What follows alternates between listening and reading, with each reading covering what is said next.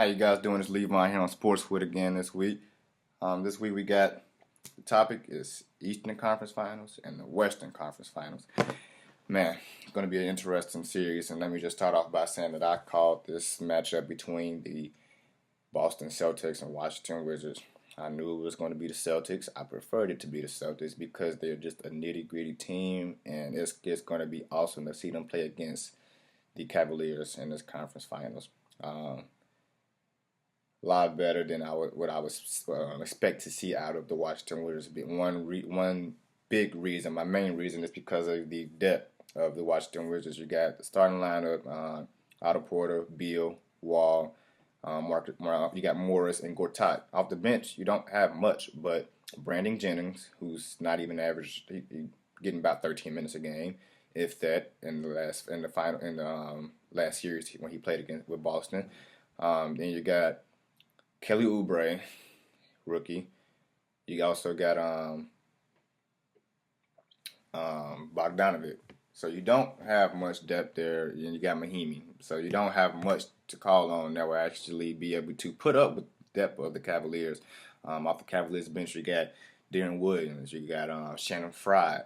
You got Kyle Korver or J.R. Smith or Iman Shumpert, whoever they choose to start. Not to mention LeBron James playing 42 minutes a game. Kyrie Irving, thus far, at least the last 2 years, he's playing almost 30 minutes a game, and the same here. So it's not going to be much of a matchup. With the Celtics, you got guys like Avery Bradley, Isaiah Thomas, Al Horford, Terry Rozier, Marcus Smart, Jay Crowder, Olynyk, Gerald Green. You also got Amir Brown and Jaylen Brown. So it's a lot going on that bench and on that roster in general for the Boston Celtics. Isaiah Thomas, for one, thus far averaging 25 points and 6.5 assists. Avery Bradley, man, he's been clutch. He's been big time on both ends of the floor. He's averaging 15 points. And got Al Horford playing up to his expectations, I guess you can say, with 16 points, 7 rebounds, and 5 assists. Then you got guys like Jay Crowder, tough in the paint, tough on the wing. Feet are just quick enough for him to guard that baseline. I don't see him doing much with LeBron, but he'll be able to put up with him. And then he has a guy like Jaylen Brown coming off the bench that can also defend the wing, which would be good for them.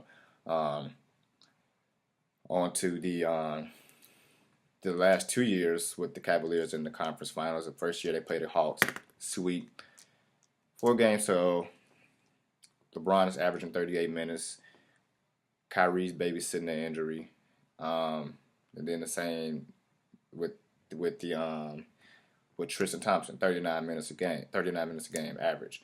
So there was no competition there for the Cavaliers, and I think that's the same production you're going to get out of the Washington Wizards had they made it to the conference finals this year. But at the end of the day, congratulations to John Wall and that team. They did a great job this year coming out. It was really spectacular to see the way that he elevated his game this year. Then they played Toronto last year in the conference finals. We won 4-2.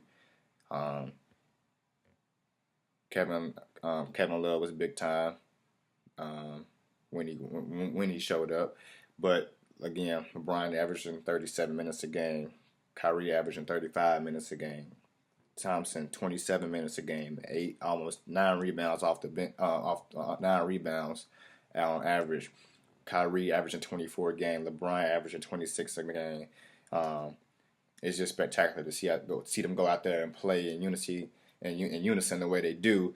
It's really not much anybody can do with them. So them coming into this series, I think they control the tempo. You play with a nitty-gritty team like the Boston Celtics, so it's going to be interesting to see them play in the Garden, and then take it back to Cleveland and possibly close that series out. But I see the series being a 4-1 or 4-2 Cleveland. I think that Boston can definitely pull off one game. I'd be very surprised to see them pull off a second game, but you never know. I didn't expect the series with them against Washington to be as good as it was. So let's just say that we're in for a good treat as the fan base and viewers. Um, um, with the Western Conference, it's sad. It sucks to see Kawhi Leonard go out like that. He rests game 2 though, so I think that he can come back and play in game 3. I wouldn't put it past Pop. He gets almost a week break. Come they play on Friday or Saturday, so.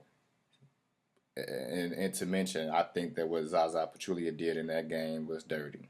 No doubt about it. You can look at it from the first 5 to 10 seconds of that play. It looks dirty.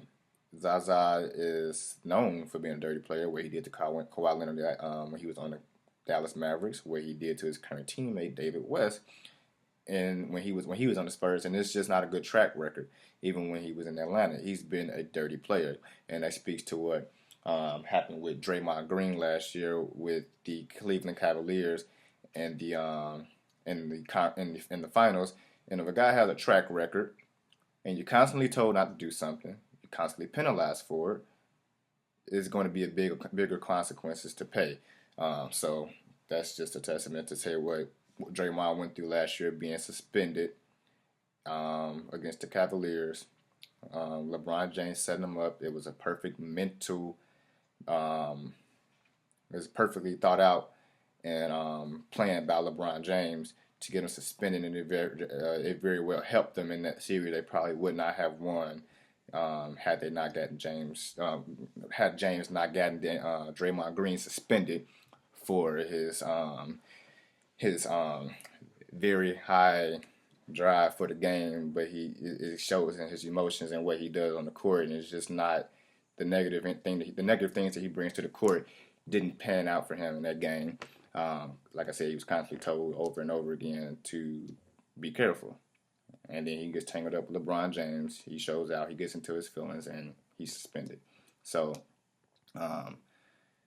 you know, I don't think that the punishment on Zaza should be light at all in this case, considering that he took out Kawhi Leonard. You can look at the play, and he contests the jump shot. Then he takes another step, and it just happens to be right under Kawhi Leonard's foot that was injured at the time. So, yeah, I don't agree that with anybody that thinks that Zaza wasn't guilty in that case. I wish the league would already put out a punishment as far as Zaza Pachulia in that play. I think that he can play in game 3. I'm sorry, and that they may have a chance to win one game if he doesn't play. If he doesn't play game 3, I think he definitely plays game 4 and gives him over a week rest, and the Spurs can pull off one game, possibly go to Golden State, pull off another game. We know it's possible. Put him on the minutes restriction for game 3, game 4, take him to game 5. We know it's possible before that guy to go out there. You score 28 points before he went out of the game. So there's no doubt that he can come into Oracle Arena and shake that team up, and they can pull off a game on the road. That makes the series that much more interesting. It could be at that point it could be a 3-2 series or 2-2 series going into game 5. I'm sorry, a 3-2 series going into game 6, so a 2-2 series going into game 5.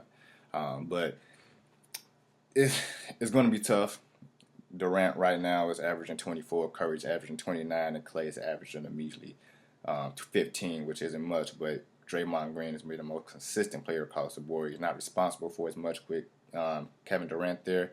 And neither is a guy like Andre Iguodala or Sean Livingston or Klay Thompson. They're not held accountable as much because they have Kevin Durant on their team, who the Golden State Warriors played last year in the conference finals, came back from a 3-1 deficit, and won.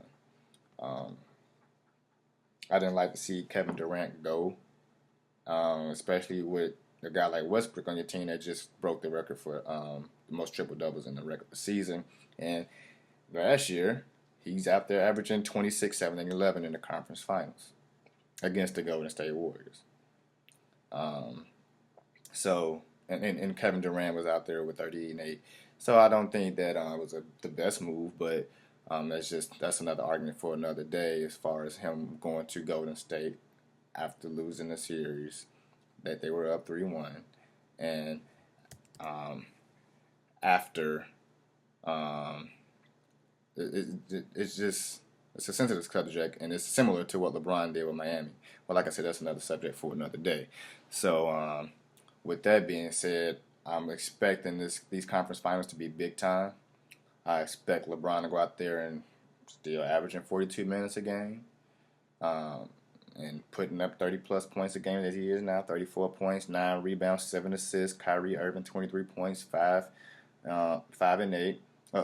Almost 6 assists per game, and that says a lot about Kyrie Irving because y'all know that he can go a game without any assists, and the fan base has a lot to say about it. The media has a lot to say about it, but it does not matter. He is not the He's not the playmaker on that team. That is LeBron James. That's why LeBron, you see the ball at the top of the key in LeBron James' hands more than you Kyrie Irving. You're going to get a good mixture of it in this finals with Deron Williams because there's not too many guys that can guard Deron Williams. With him being a wider body of a point guard, so it's going to be interesting to see a guy like Rozier come off the bench and try to guard Deron Williams. Even Isaiah Thomas alone, you might put Avery Bradley on him or Marcus Smart, but again, a guy has an offensive arsenal that's just sometimes it's just not enough defensively from the opposing team, especially with him being a vet.